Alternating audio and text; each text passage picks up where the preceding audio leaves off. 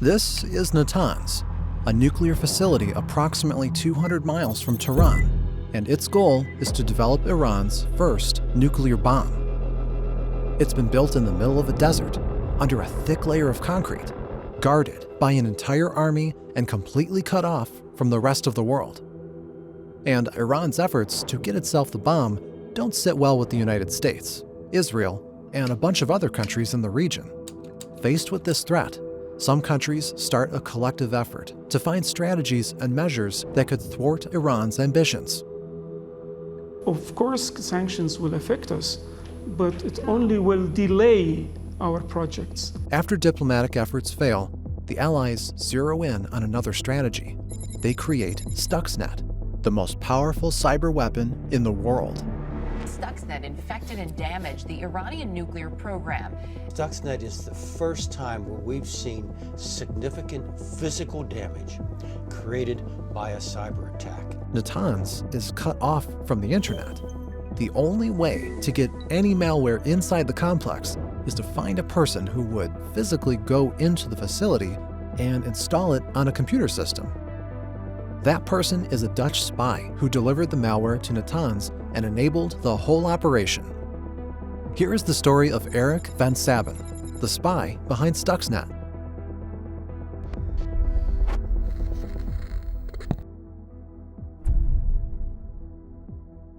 There were several reasons for the US to be wary of Iran developing weapons of mass destruction. For one, if Iran got its hands on nukes, all of its neighbors would do whatever they can to get them too. The most volatile region on Earth turned nuclear. Another reason was pressure from Israel, an important ally of the US and a sworn enemy of Iran, to whom a nuclear-armed adversary would mean an existential threat. Our second goal is to prevent regimes that sponsor terror from threatening America or our friends and allies with weapons of mass destruction. But Iran perceived things differently. Constantly in conflict with most of its neighbors, it saw acquiring the bomb as the only way to ensure its own security. But you can't build a bomb without some serious investments. You need scientists, facilities, equipment, and most importantly, a massive amount of nuclear fuel. Quite a few countries managed to get all of that though, such as Pakistan, who tested a nuke in 1998. And it gladly sold some of its know-how to Iran. With this head start, Iran took matters into its own hands and began setting up the production of nuclear fuel. Tens of thousands of centrifuges were set up in Natanz and configured to produce weapons-grade uranium.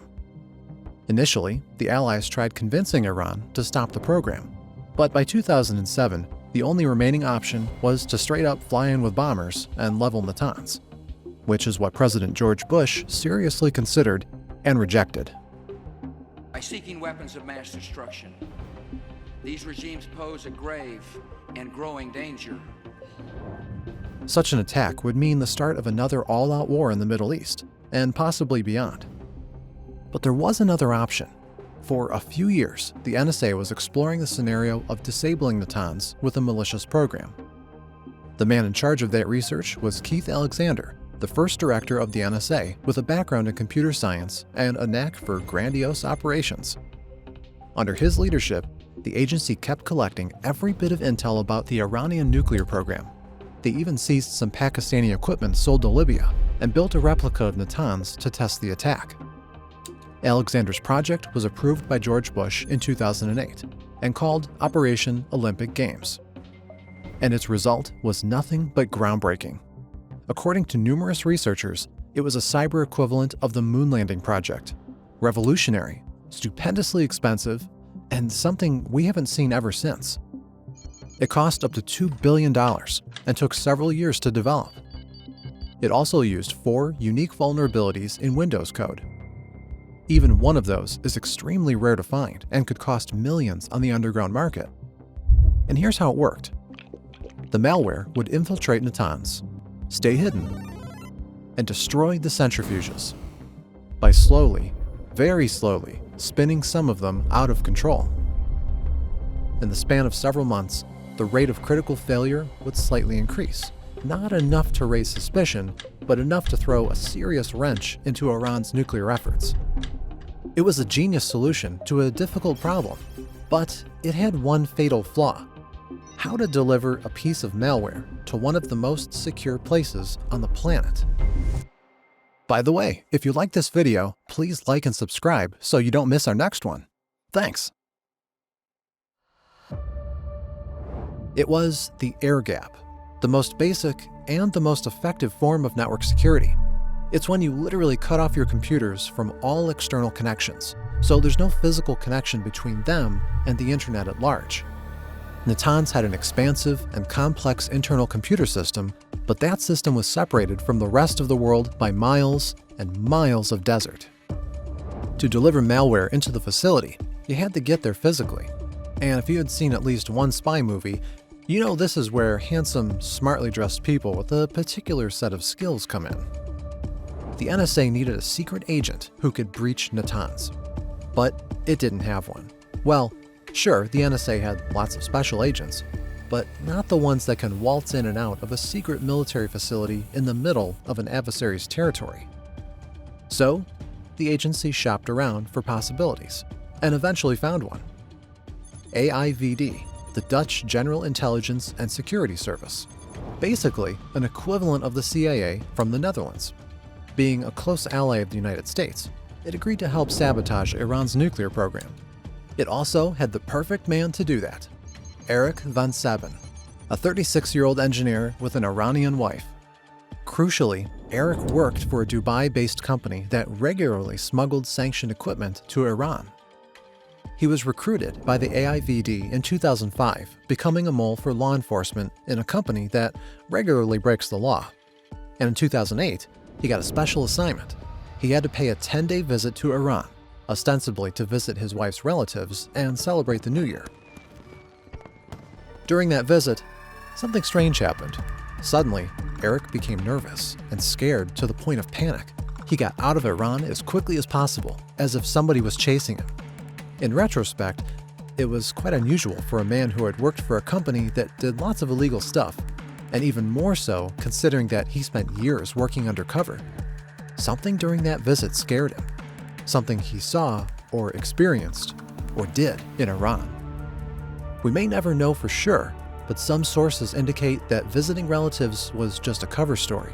In reality, Eric came to Iran to smuggle water pumps, sophisticated equipment sanctioned by the United Nations and nearly impossible to acquire for Iran. Those water pumps were installed in Natanz, and one of them had a nasty surprise: a copy of Stuxnet, left there by the NSA.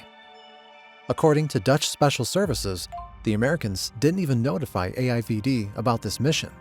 They just used their spy to gain access to Iran's nuclear facility, which eventually led to a bit of a diplomatic clash between the US and the Netherlands. As for Eric himself, his nervousness and a hasty flight from Iran shows that he most likely knew what happened, or at least suspected something. Whatever the case, he didn't have much time left. Several weeks later, in January 2009, Eric was riding his motorcycle through Sharjah near Dubai. Suddenly, he lost control of the machine and fell. In a matter of seconds, his neck was broken, and the Dutch secret agent was no more. For over a decade, nobody knew how Stuxnet got into Natanz. Many theorized it was one of the workers at the facility who willingly or unwillingly snuck it in on a USB stick. In 2019, an investigation by several journalists revealed that Dutch intelligence services were involved, but what exactly this meant remained a mystery. Only in 2024, after an extensive search for witnesses, a Dutch newspaper, Volkskrant, finally revealed the truth. Numerous officials from the Netherlands, Israel, and the United States confirmed the role of van Sabin and his water pumps. This doesn't mean we have to dismiss that previous story about Stuxnet being delivered on a USB stick. There were 3 versions of the malware, each more destructive than the last. The development project was passed to the Obama administration, which renewed it with vigor. The initial plan was deemed too slow. The new versions of the worm were designed to work faster and more aggressively.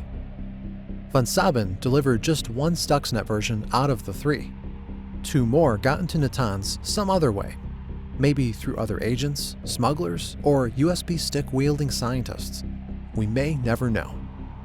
The people behind those attacks may be alive and well, or caught by Iran, or... When Dutch journalists talked to people close to Van Sabin, both his relatives and the first responders who got to the scene after his motorcycle accident, all of them agreed. There is no indication that the agent's death was anything but an accident. No signs of attack, no traces of tampering on the motorcycle, nothing. But then, one anonymous AIVD employee did not agree with that. He paid a high price, the employee said. Was Eric really killed for what he did? And if so, who accomplished that? Was it Iran's retaliation? Or somebody tried to tie up loose ends? The existence of Stuxnet was revealed only in 2010, when the third version of the malware began spreading through the world. Researchers combed through the code and eventually found out what it did. By then, Iran developed an antidote to the worm, and the work at Natanz resumed. According to various estimates, Stuxnet destroyed around 1,000 centrifuges and held up the nuclear program for a year or two. Experts agree that its efforts on the target were mixed at best, or at least not particularly reflective of its estimated cost. But this wasn't the largest impact of Stuxnet. Many call it the first true cyberweapon, or at least the first one that caused destruction in the real world. It started the age of cyber warfare, and that start was marked by the work of one person named Eric. We hope you enjoyed this video. Check out the description for the sources we used. There's lots of fascinating stuff there.